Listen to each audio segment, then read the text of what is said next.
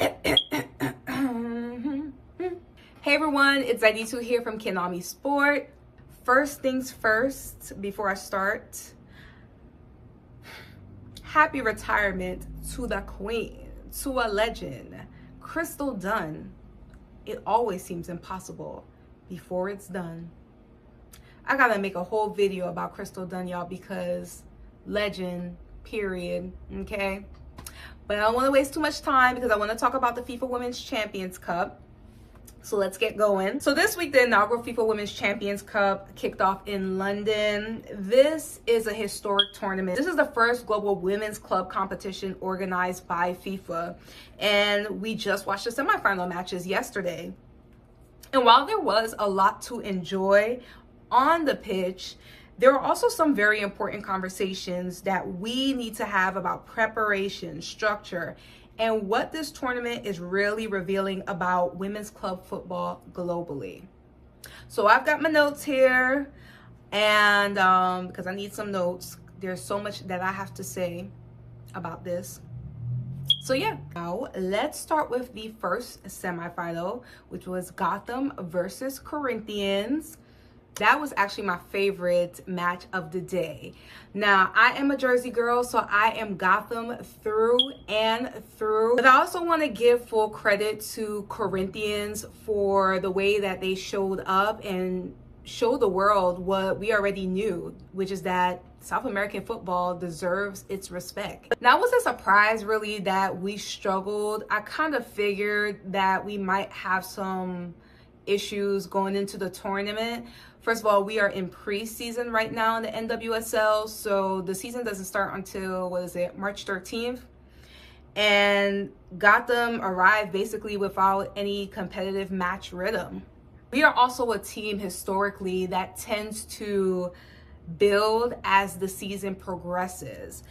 We are not necessarily a team that comes in and dominates immediately. If you go back and look at our past seasons, Gotham grows into big moments. And you see that last season when we won our second NWSL championship, we were 8th in the playoffs and we beat KC, the best team in the NWSL, who was predicted to win it all. And that actually happened, I think, in 2023 when we won the NWSL championship too. I think we finished 8th. Did we finish 8th?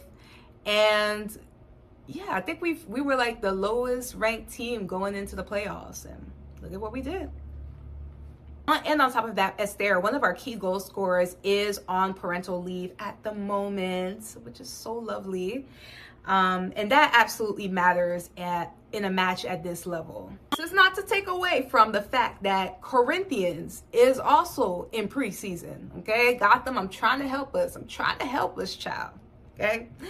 And Jess Carter even mentioned that in her post-match interview. The Brazilian top flight, Campeonato Brasileiro Feminino Serie A1, did I say it right? Does not start until next month, on the 15th.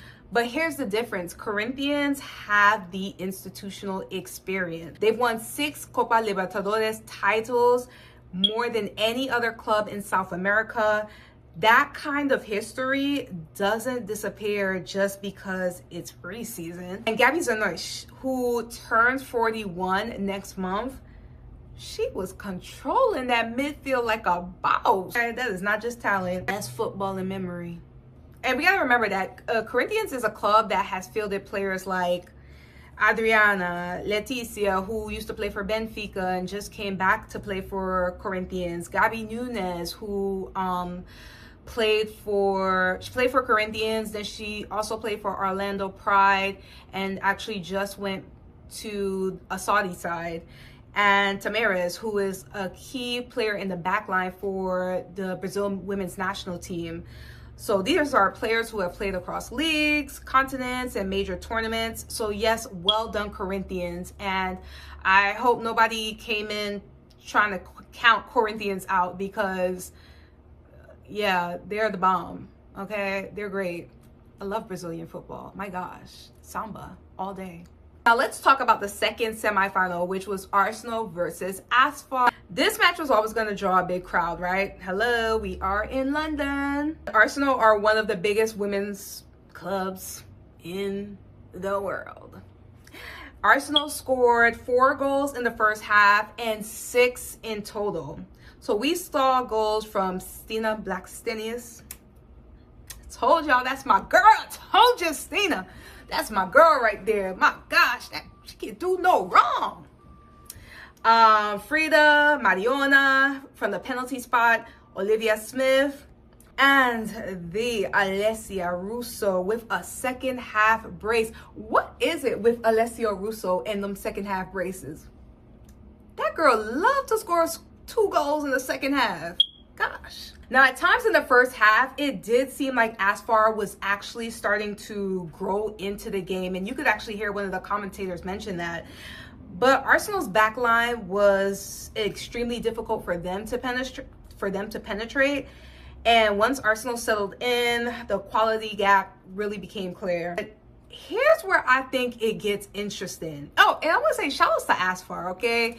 One of the best teams in African football. Of course, I love me some Sundowns ladies from South Africa, but shout outs to ASFAR. Like, they have really set the standard, a new standard in African women's football, and it was great to see them compete. Now, the 2 teams that are heading into the 3rd place match, catch it, ASFAR and Gotham, come from confederations that were late to the annual Continental Club competition game. CAF Women's Champions League has only existed for 5 years. The CONCACAF Women's Champions Cup was only established last season. Meanwhile, the UEFA Women's Champions League, I think we're coming up on 25 years this year. And the Copa Libertadores Femenina has been operating for 17 years now. This, of course, matters. Why? Underinvestment doesn't just disappear at the elite level.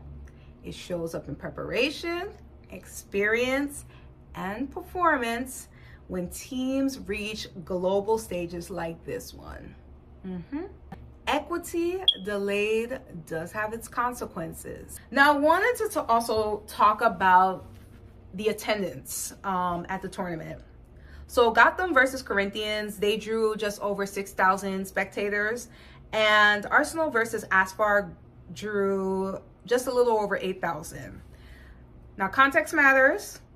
Arsenal was always going to draw more fans, again, because, hello, we're in London. But the GTEC Community Stadium can seat 17,250 people. The Emirates can seat over 60,000. If this tournament was treated with the intention of sustainability, not as a reactionary response to the lack of elite women's club competitions, then marketing and preparation have to improve. Now let's compare the FIFA Women's Champions Cup to the Men's Intercontinental Cup. You will see the difference. So the men's tournament was approved in December 2023.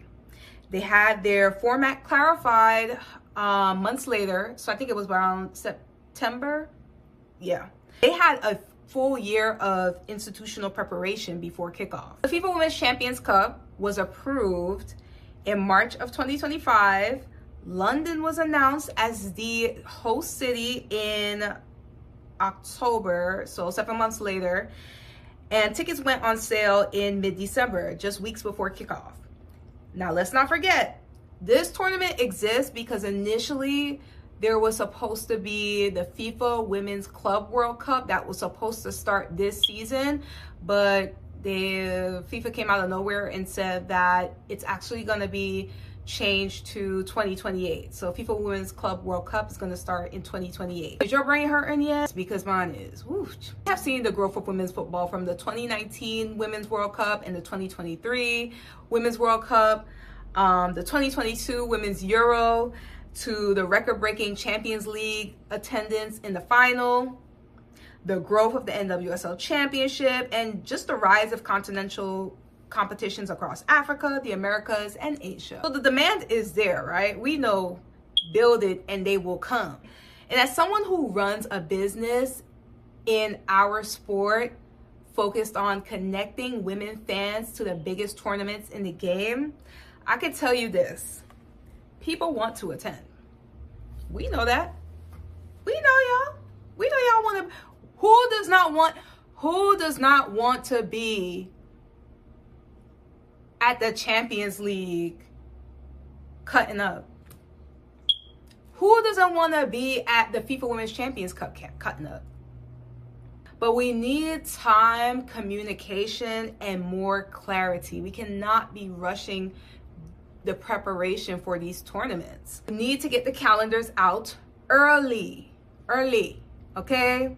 Because people like myself, I'd love to put this on my schedule way in advance so I can prepare and also organize a group of women to also attend the tournament as well. So the final takes place on Sunday at the Emirates Stadium. Hopefully we get a big crowd, but I would encourage you to watch the match, support it, talk about it, share it with your friends, share it with your family, share it with other young girls who need to know about the beauty of this game. At the same time, let's hold FIFA and the confederations accountable to do better next time, because this competition does deserve to thrive and not just emerge out of struggle. Let me know how you're feeling about the FIFA Women's Champions Cup so far and what changes you want to see for the next edition. Thanks for watching. Don't forget to like, share, and subscribe, and I'll see you next time.